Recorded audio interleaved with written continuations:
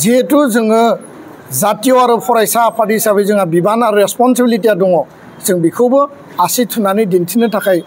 जोंनि जे रल रेसपन्सिबिलिटि जों बेखौ मावनायावनो दुलाराय बर' फरायसा आफादनि जानानै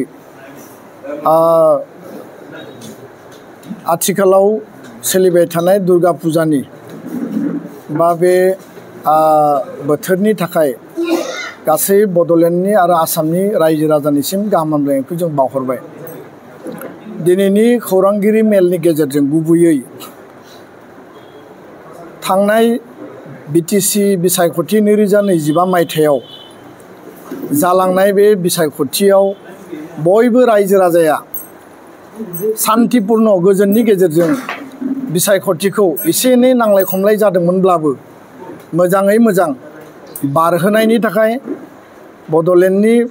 35 लाख जनसाधारन आरो 26,58,000 गासैबो भट होगिरि बिथांमोननो गणतान्त्रिक गावबा गावनि मोन्थायखौ मावफुंनायनि थाखाय दुलाराय बर' फरायसा आफादनि जानानै साबायखर आरो हामलायनायखौ बावहरो। 26 सेप्तेम्बर 2025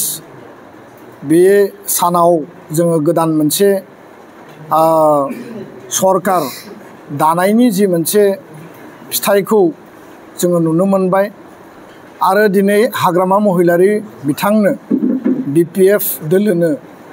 बड'लेण्डनि बिटिसि बिटिआरनि रायजो राजाफोरा मोनसे मेन्डेट होबाय आरो मोनसे स्ट्रं मोनसे मेन्डेट होनायनि गेजेरजों बिथांमोना दिनै सरकार दानो थांगासिनो दङ। दा बे समाव दुलाराय बर' फरायसा आफादा बिटिआर बिटिसिनि रायजो राजानि जानानै हाग्रामा महिलारि बिथांजों लोगोसे BPF दोलोखौ जोङो गोसो गोरबोनिफ्राय हामलायनाय जोङो बावहरदों, जोंनि बेस्ट उइसेसखौ जों बावहरदों। थांनाय समफोराव दुलाराय बर' फरायसा आफादा जोङो खावलायबोदोंमोन जे बिटिसि आरो बिटिआर बे बड'लेण्डखौ आन्सलिक शक्ति रिजनेल पार्टियानो स्टेरिं हमनानै सरकार सालायनायनि खामानिखौ मावनांगौ आरो बड'लेण्डनि रायजो राजा बर' हारिनि जि मोनसे सेन्टिमेन्ट आरो इमोसन जोंनि जि इस्युस आरो एजेन्डा बेखौ मावफुंनायाव आन्सलिक दोलोआनो स्टेरिं हमनानै सालायनांगौ आरो दिल्ली आरो दिसपुरा बड'लेण्डखौ सालायनायाव मदद होनांगौ। जिहेतु मोनसे सरकार सालायनो थाखाय थाखा फैसा सिस्टेमनि बेयाव गोनांथि जायो आरो बेखौ नोजोर बोनानै प्रमद बर' बिथां आरो हाग्रामा महिलारि बिथां UPPL दोलो आरो BPF दोलोखौ ज' खालामनो थाखायबो बर' थुनलाइ आफाद दुलाराय बर' फरायसा आफादा जोङो खौसे खालामनो थाखाय जोङो गोबां खेब सावरायनायनि गेजेरजों जोङो नाजाबोदोंमोन। नाथाय नाजायै नाजायै मोनसे समाव बे नाजानाया थाबथादोंमोन खारन सावरायलायनाया मोननै दोलोजों जेरैबायदि जों हास्थायदोंमोन बेबायदि जाफुंफैयाखिसै। दा बेखायनो बिसायख'थिया जालांबाय, बिसायख'थिनि उनाव दिनै रिजाल्ट फैबाय आरो रिजाल्टनि उनाव दिनै हाग्रामा महिलारिनि नेतृत्वआव गोदान सरकार बिटिआर बिटिसिनि बड'लेण्डनि रायजो राजाफ्रा दिनै मोननो थांगासिनो दङ। दा बेखायनो दुलाराय बर' फरायसा आफादा फैबाय थानाय जि सरकार बे सरकारा रायजो राजानो होनाय जिखिनि प्रतिश्रुति आरो जि 2020नि बर' गोजोन गोरोबथानि जिखिनि आद्रा थानाय जिखिनि दफा बेयाव अनुस्थान प्रतिष्ठान इन्स्टिटिउसन गायसननांगौ, मानगोनां रन्जन दैमारि आरो बिथांमोननि जिखिनि सा-6 CBIआव केसाव बिथांमोना दिनैसिमबो उदां अख्राङाव फैनो हायाखै। जोंनि दाबि आरो नाजानाया थागोन खिन्थु सरकार हिसाबै हाग्रामा महिलारि बिथाङाबो जाहाथे खामानि मावगोन आरो सिमा बारायनाय 60टा समस्ति दानाय VCDCनि बिसायख'थि खुंनानै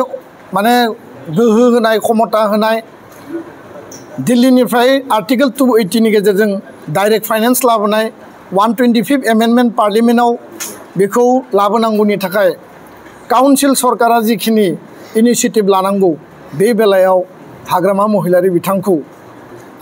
दुलाराय बर' फरायसा आफादा बड'लेण्डनि रायजो राजानि जानानै जोङो खावलायो, जोङो बिथांखौ हाबा मावनायखौ जोङो जेब्लायबो हास्थायगोन। आरो गुबुन मोनसे बिथिङा जाहैबाय जि गोजोन आरो शान्तिखौ जोङो गायसनबाय 2020 उनाव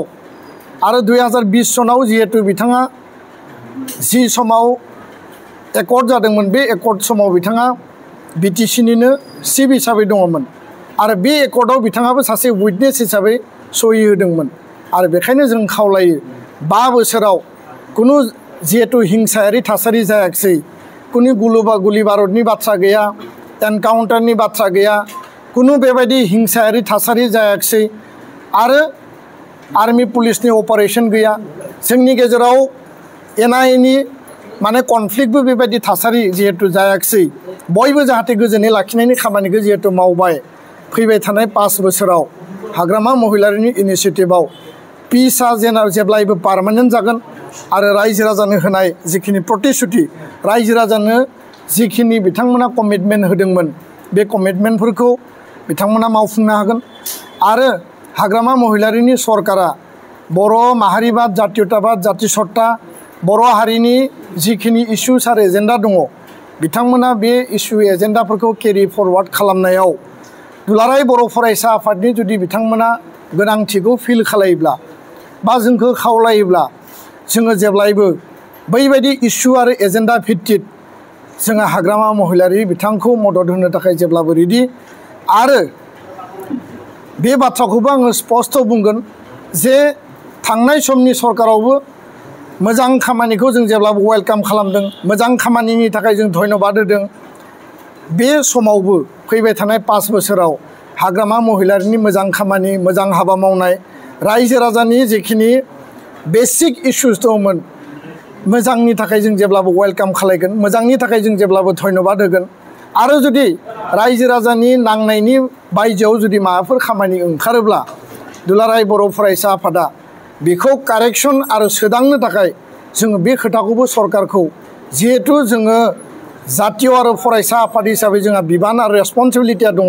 जों बेखौबो आसि थुनानै दिन्थिनो थाखाय जोंनि जे रल रेसपन्सिबिलिटि जों बेखौ मावलांगोन आं बेखिनि खोथाखौनो बुंनानै दिनैनि जि प्रेस बिबुंसार बेखौ बेयावनो फोजोबबाय